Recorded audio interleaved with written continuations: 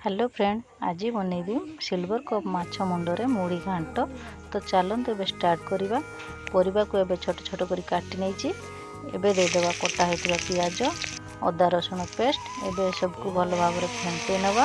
Fenty हो गला परे हळदी गुंड, स्वाद अनुसार लूण, लंका गुंड पकईकी भल भाव फेंटे नवा। ए सब फेंटी हो गला परे सिझवा पई पानी दे देबा। देखंतु मसला सिझे गलानी। एबे दे देबा धनिया गुंड, चिकेन मसला। मसला एबे प्रस्तुत हो गला। परिबा सिझवा पई एबे दे देबा आवश्यक अनुसार पानी।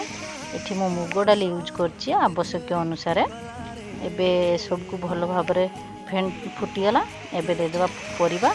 परिबा को भल भाव फेंटे नवा। फेंटी हो गला परे सिझवा पई किछि समय ढांका मार देबा।